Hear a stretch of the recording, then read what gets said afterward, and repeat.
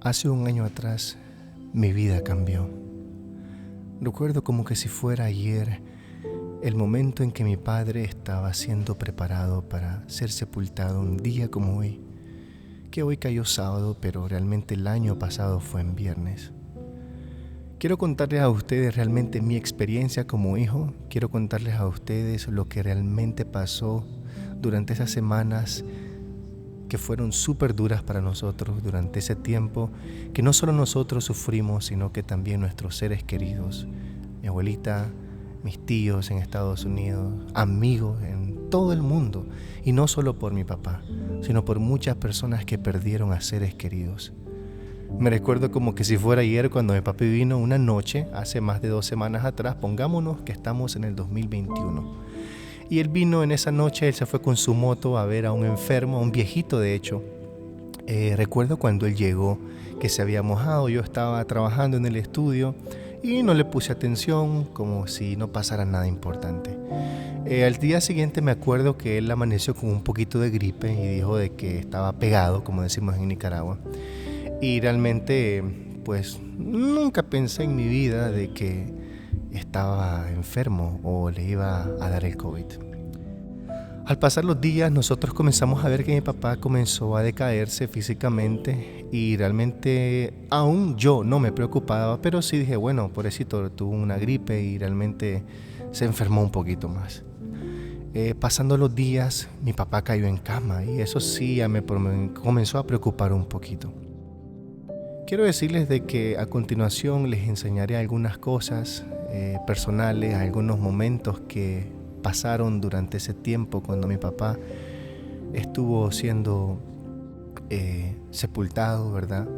También estarán algunos otros momentos míos, pero la historia de mi papá, aunque he tenido tantas ideas para decirles, para poderles contar, hace mucho tiempo quería hacer una película, literalmente, quería hacer un documental, quería hacer muchas canciones, quería hacer tantas cosas, pero desgraciadamente en el afán de querer hacer tanto, no hice nada de lo que quería. Y a veces así nos pasa cuando queremos impresionar, cuando queremos dar a entender a las personas algo que ni siquiera nosotros entendemos la magnitud de las cosas. Al pasar del tiempo, en esa semana que mi papá se enfermó, recuerdo que yo también comencé a enfermarme. Yo no sé, pero recuerdo que esa semana también yo había estado en el hospital cuidando de otra persona. Y cuando regresé a casa a las 2 o los 4 o 5 días, yo también tuve un síntoma extraño, comencé a sentirme con dolores de cabeza, comencé a perder el gusto y yo dije, ok, creo que tengo COVID, pero yo no pensé que esto iba a ser tan grave realmente. En el momento que mi papá se enfermó, nosotros ya supimos que esto era bastante serio y grave. Él prefirió estar con nosotros y él dijo que se tratara con nosotros todo su proceso. Mi hermano, siendo médico, con mis otros primos también intentaron hacer lo más posible, lo tecnológicamente posible, lo médicamente humano hablando posible para poder hacer que mi papá en ese tiempo se reanimara y tuviera las mismas fuerzas que tenía antes de que él se enfermase. En ese tiempo cuando nosotros ya miramos y yo realmente me empeoré y tenía COVID también de igual manera, yo estaba súper mal, pero yo no sentía que me estaba muriendo. Sentía dolores de cabeza terribles, sentía mucha fiebre, no podía sentir absolutamente nada de gusto. Ustedes sabrán a las personas que sobrevivieron al COVID, pero gracias a Dios nunca tuvieron que ponerme oxígeno. Me nebulizaron algunas veces en esa semana, algunas cuantas veces por día, si no me equivoco. Pero yo estaba tendido en la cama, yo no quería estar realmente en la cama, pero yo soy una persona que siempre estoy hablando, siempre estoy haciendo millones de cosas y pues esas 2 semanas para mí fueron terribles. Después de que pasó el tiempo, en 1 semana y media, completamente mi papá recae en una circunstancia que comenzó a cansarse y comenzó a tener un agotamiento bastante fuerte. Yo ahí me recuerdo que pocas veces entraba al cuarto porque no quería verlo mal.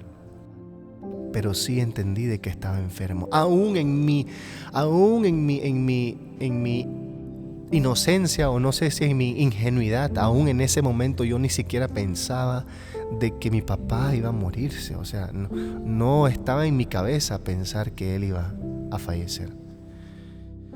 Entonces las cosas se pusieron un poco más mal de lo que estaban, y ahí sí nosotros nos comenzamos a preocupar. Pero yo le decía a mi mamá: ¿por qué nunca me hacen caso a mí? Yo estoy enfermo también, yo tengo COVID, hágame caso a mí. Pero realmente no me ponían mucha atención, porque realmente yo no entendía cuán mal estaba mi papá en ese momento. Yo no entendía ni quería pensar en mi mínima idea de que mi papá estaba delicado. En el momento, creo que era entre martes o miércoles de la antepenúltima semana, si no estoy mal, recuerdo que ya comenzaron algunos hermanos a ir a visitar a mi papá. Vinieron muchas personas a visitarlo, hermanos de la iglesia, colegas, familias, amigos. Y yo recuerdo cuando alguien puso ya el post que nosotros teníamos COVID, pues era bastante penoso para mí al principio, pero dije, bueno, la gente va a pensar de que yo estoy teniendo o me estoy victimizando para que piensen que yo también tengo COVID como mi papá, pero realmente sí estaba enfermo. Y al pasar de esa semana yo no mejoré completamente, pero pues al menos sentí de que no me estaba poniendo peor.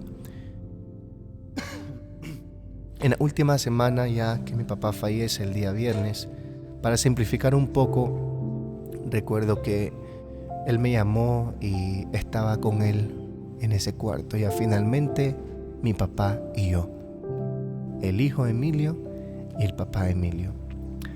Me recuerdo que él ponía un canto a cada momento que se llamaba El Faro. El Faro dice: si no fuera por el faro, ¿qué sería yo? Y me recuerdo que él, cuando sentía los ataques de asfixia, que sentía que se estaba quedando sin aire, yo decía: ¿será realmente que esto está pasando? Es que no lo puedo creer. Yo o sea, ni podía imaginarme de que mi papá estaba teniendo ataques de asfixia. O sea, cuando mi papá, una persona que estaba tan correcta, una persona que se cuidaba tanto su salud, una persona que estaba bien con Dios, que estaba bien con nosotros, que era un excelente esposo, que era un buen padre, un cristiano, una persona de un nombre limpio en su trayectoria como ser humano, era todo mi papá. Y al verlo ahí, que estaba preocupado por sentir que no tenía aire, yo no lo podía creer. Era tanta mi ingenuidad y mi dureza de corazón que no quería comprender que él estaba enfermo y estaba muy mal.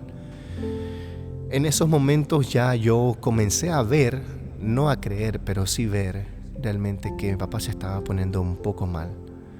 Me recuerdo que unas tías trajeron unos sofás para que se estuviesen con nosotros. Mi tía Socorro estuvo ahí en ese momento, mi prima Luisa estuvo trayendo cosas para que cocinara para nosotros. Estuvo tanta familia, tantos amigos que no puedo decir tantos nombres porque no quiero que piensen que realmente estoy poniendo a alguna persona importante más que a otras, pero es que si les pudiese decir el amor de las personas, el amor de ustedes al preguntar, y al finalmente llega el momento de que mi papá necesita oxígeno. En ese momento nosotros nos vemos obligados a buscar con David, no yo, sino mi hermano David, a buscar con todos sus amigos, a preguntar en internet que mi papá necesita oxígeno. No era solo mi papá, eran miles de personas que en ese momento estaban asfixiándose, no podían ni siquiera respirar por minutos. Y nosotros tuvimos la bendición de que aquí, cuando venía un oxígeno, venía otra persona, iba a hacer otra fila, y era un constante movimiento como de hormiguitas. Una persona venía, la otra iba, una venía, otra iba, otra estaba preguntando, otra estaba buscando. Mi tía Betsaida se movió en Canadá para buscar los tanques de oxígeno, compró, después otra persona ayudó con otro tanque de oxígeno. Mi amigo Miguel Argueta también estuvo ahí, nos prestó un tanquecito de oxígeno pequeño, pero eso le salvó la vida a mi papá por ese momento que estaba súper mal. Después que mi papá necesitaba el oxígeno, creo que no sé cuánto es el porcentaje correcto, pero miraba que la agujita siempre estaba al mínimo, pero él después decía: quiero más oxígeno, necesito más oxígeno. Y decía: pero papi, esto le estamos tirando todo el oxígeno. ¿Y qué pasó? Pero realmente es que él sí se estaba empeorando. Y yo entendía y ahora sí estaba mirando de que las cosas no se iban a mejorar tan pronto como pensaba. Al momento de que estábamos en ese movimiento y mi familia se estaba moviendo, en el momento que mi papi estaba tan mal y mi mami estaban buscando millones de cosas, mi papá se despide de mi hermano Rudy. Yo nunca me escuché ni quise escuchar las grabaciones que le dijo a mis hermanos porque no me gusta, me sentía que estaba súper vulnerable y yo estaba súper mal también. Pero me recuerdo que le dijo a Rudy que se preparara, le dijo a Rudy de acerca de su llamado pastoral, y a mi mami también. Tuvo muchas pláticas con mi mamá, con mi hermano David, pero yo realmente no pude tener una plática con mi padre al final, porque yo estaba enfermo. Yo no quería imaginarme que se iba a morir o que iba a desistir de su vida. Recuerdo perfectamente que también estaban mis tías, mi tía Eli, y muchos tíos y muchos primos vinieron, mi prima Esther, mis tías, mi prima Dania. Es que tengo tantos nombres, tantas personas que ese momento apoyaron en ese acto de amor para el cuidado de mi padre hasta que él falleciera. Cuando mi papá ya estaba en los últimos momentos, creo yo, fue cuando yo lo cuidé a él. Me acuerdo que en ese día mi mamá estaba cansada. En ese día mi hermano David estaba cansado de desvelarse por más de 7 días, 9 días consecutivos, día y noche. Y realmente esa noche fue cuando mi papá estaba dormido. Recuerdo que él dormía en el sofá y yo estaba enfermo de COVID, pero pues todavía fuerte. Yo le dije a mi mamá, mami, no se preocupe, yo voy a cuidar a mi papi esta noche, ya, déjenmelo a mí, yo voy a hacer. Y me dijeron, no, pero si vos estás enfermo. Pero mi mamá estaba tan desvelada, mi hermano estaba tan agotado, que realmente ni siquiera nosotros imaginamos lo que iba a hacer o qué es lo que iba a pasar con esto, pues realmente. En esa noche mi papá estaba mal, ya me recuerdo que su cuellito estaba inflamándose mucho y yo recuerdo que le dije, papi, se parece a Kiko, le dije yo, y él se puso a reír y me dice, me miro mal, ¿verdad? Me dice, y él se estaba como morriendo, ¿sí? Le digo, papi, se mira súper malísimo, le digo, pero ¿cómo se siente? Pues me siento bien hoy, me dice, me siento un poquito mejor. Obviamente que esto no lo decía rápido, él lo decía bastante lento, él sonreía, me quedaba viendo en ese momento, lo quedaba viendo por ojos. Y yo, aficionado a la medicina, que nunca he sido tan aficionado hasta ese momento, recuerdo que tenía el oxímetro en su mano y aunque él estaba dormido, yo se lo ponía y miraba el oxímetro que se ponía a 80.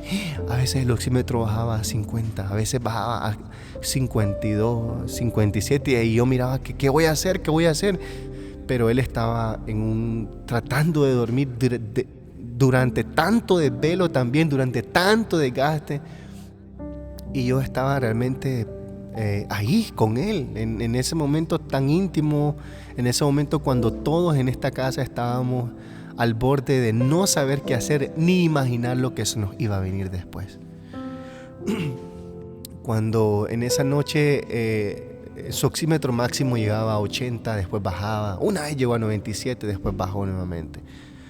Pero realmente lo que pasó después de esos días fue lo más triste, y es que él se comenzó a complicar más. Mi papi comenzó a complicarse más. De esta manera nosotros ya vimos de que las cosas sí iban a ser muy diferentes posiblemente. Yo recuerdo ya cuando regresé esa noche, porque yo tuve un desvelo en esa noche para cuidar a mi papá, y gracias a Dios que él me mantuvo con vida. Pues básicamente les puedo decir de que yo no pensaba de que yo iba a sentir un vacío desde ese momento, pero sentí muy al fondo de mí después de esa noche que lo cuidé de que algo estaba raro, algo estaba extraño.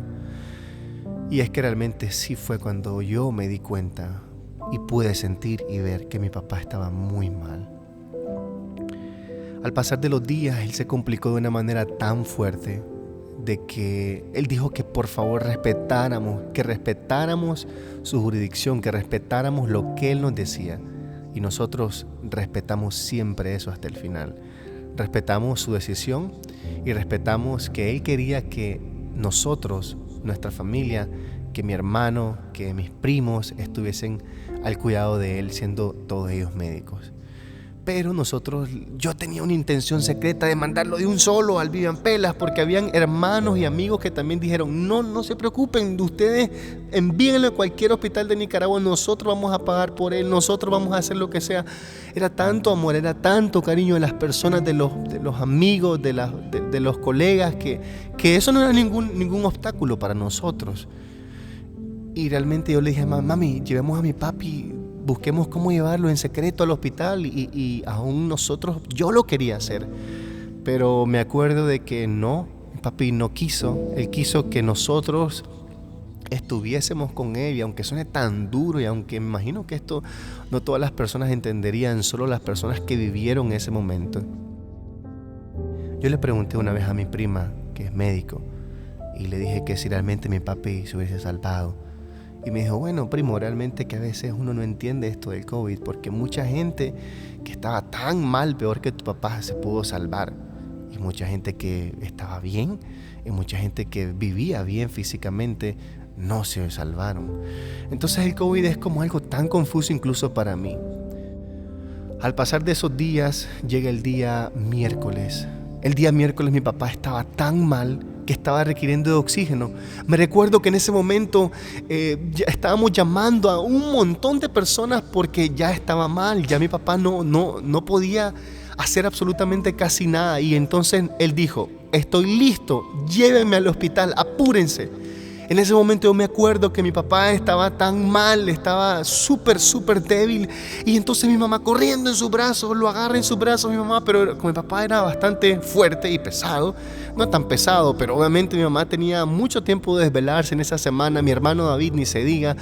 En ese momento, por un milagro de Dios, el profe Camilo de Cobanic viene en su carro en menos de 10 minutos y llega a la casa.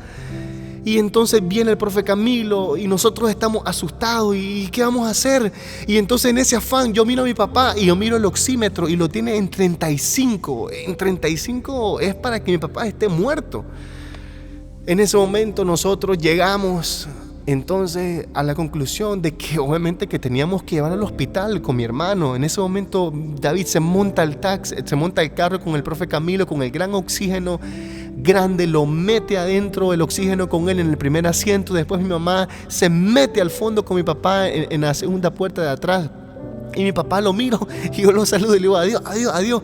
Pero yo pensando en mi mínima idea que ese era el adiós de que iba a ser final con mi papá. Realmente esa fue mi despedida. Me recuerdo el ambiente cuando mi papá se fue de la casa y quedé absolutamente solo yo en la casa. Mi hermano Rudy en ese momento estaba preparando el viaje para venir el viernes, porque fue tan repentino todo. Rudy estaba en Taiwán, China, y cuando él vino, ya era viernes. Pasamos el día miércoles en la noche, vino mi mamá y le dijo, mami, cuénteme cómo está mi papi. Y entonces pues me dijo, ya lo internaron, lo tienen en un lugar muy especial.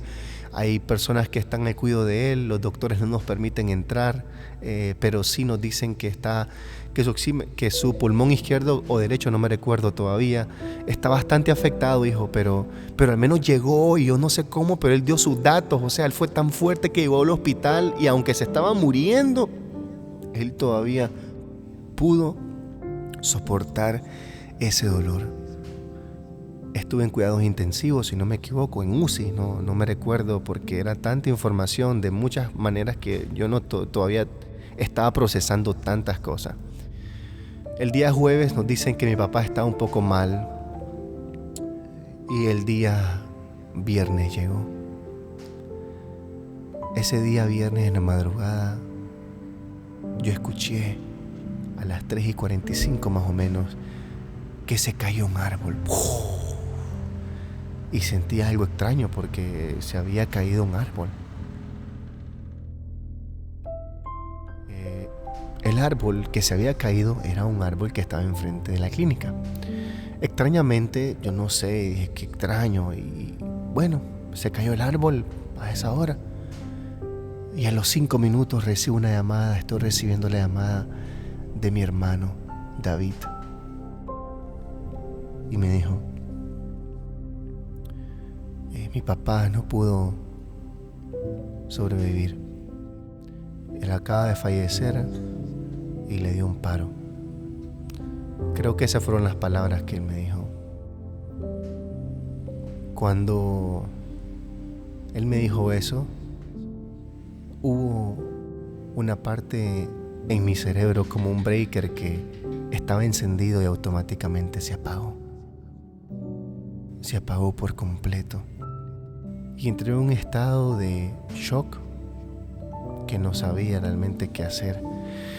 Mi mamá en ese momento grita y grita fuerte, llora amargamente, pero yo no podía llorar, yo no podía sentirme derribado, que todo había terminado. Dije, ok, mi papá se murió, está bien. Yo en ese día había estado orando y le decía a mi mamá, yo no quiero que mi papi salga del hospital enfermo ni mal, yo no quiero que tampoco tenga complicaciones con nada. Y yo le dije a Dios, Señor, por favor, si vas a sacar a mi papá de COVID, que esté vivo completo al 100% o no lo quiero ver. Y era tan radical mi oración y mi mamá me decía, ¿por qué oras de esa manera? No es correcto que ores así. Pero yo decía, no, es que yo quiero a mi papá de la mejor manera o no. Y yo pues no entendía de que realmente eso era algo que iba a pasar. Al momento de que eso pasa, recuerdo llamar a mi abuelita, a mis tíos, a algunos seres queridos, fue en cuestiones de segundos. Y en ese día vino mi hermano Rudy a las 9 de la mañana de China. Él fue el último que miró a mi papá, porque nosotros lo habíamos visto. Y hoy cumple un año mi padre de haber fallecido, un año en el cual yo he querido hacer millones de cosas, pero a veces uno intenta hacer tantas cosas, a veces uno quiere hacer millones de cosas que no hacen vida por nuestros seres amados, nuestros seres queridos, y hasta que finalmente cuando no están entendemos la importancia del poder hacer las cosas cuando tenemos a esos seres queridos en vida. Hoy pasó un año cuando mi papá falleció. Y cuando pasó esa semana hay tantas cosas más que han pasado.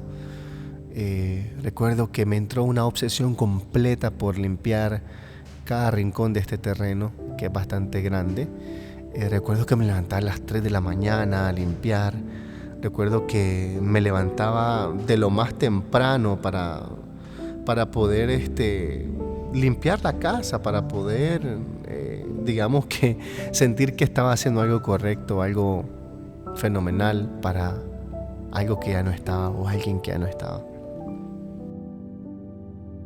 Al pasar del tiempo me recuerdo que comencé a sentir una soledad completamente profunda, una soledad y una ausencia que hasta el día de hoy no la puedo conciliar. Una soledad que, aunque sé que Dios existe y Él está a mi lado,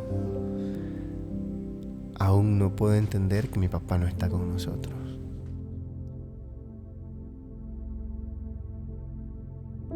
Y a veces nos toca aprender de las lecciones, a veces nos toca aprender de las cosas que perdemos por siempre. Cuando lo estábamos enterrando a mi papá, aún en ese día yo no comprendía todavía, porque yo creo que estaba en un momento, en una situación de shock que no entendía ni siquiera qué es lo que estaba haciendo. Y hoy que cumplo un año ya también de sobrevivir al COVID, entiendo tantas cosas. Y ahora entiendo completamente la formación, comprendo el legado que mi papá nos dejó a nosotros como familia. Y a veces he querido tratar podríamos decir, de cubrir esa ausencia de mi papá con muchas cosas. Pero no se puede cubrir un espacio. No se puede cubrir a una persona que no esté con algo que esté. A veces nosotros queremos poner las cosas de un día para otro. Y nos olvidamos realmente de que tenemos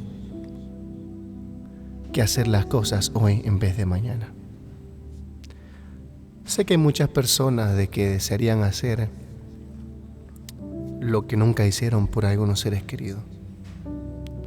Pero yo quiero recordarles de que nunca dejemos para el mañana lo que podemos hacer hoy. Hay muchas ocasiones en las cuales uno quisiera hacer muchas prórrogas a decisiones. Hay muchas veces en que uno quiere hacer y quiere pensar de que las cosas van a salir bien y queremos hacer las cosas pensando que están bien. Hubieron muchas ocasiones en las que yo pude decirle a mi papá lo importante que fue para mí, lo especial que era, pero yo pensé que siempre lo iba a tener conmigo. Ahora lo tengo en mi vida, en mi ser, en este lugar donde estamos todos, y quiero por eso entonces hacerles recordar de una letra de un canto que dice que si no hay un mañana, hay que hacer las cosas hoy. Por si no hay mañana, pido perdón a mi enemigo y le doy un abrazo aunque yo sea el ofendido. Por si no hay mañana, le doy un abrazo a mi hijo. Y antes de acostarse, yo le digo, te bendigo. Por si no hay mañana, vengo a decirte que te amo y a decirte que te extraño. Por si acaso un día yo muero, por si no hay mañana, yo te envío un mensaje de texto y te digo que te quiero. Por si no hay mañana.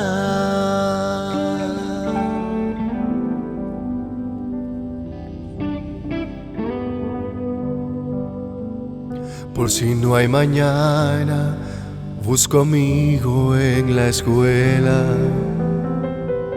Me lo llevo a jugar y por la tarde visito a la abuela.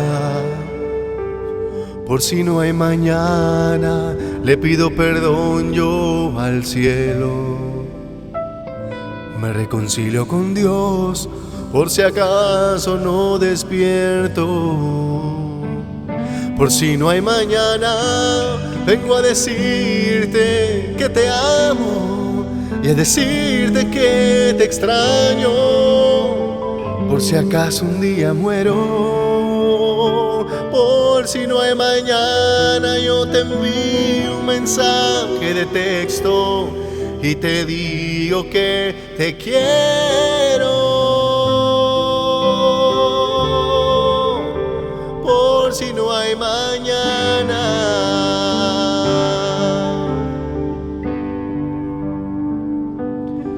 Y te digo que te quiero.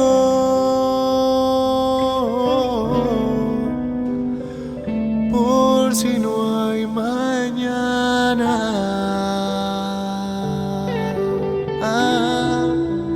Y te digo que te quiero.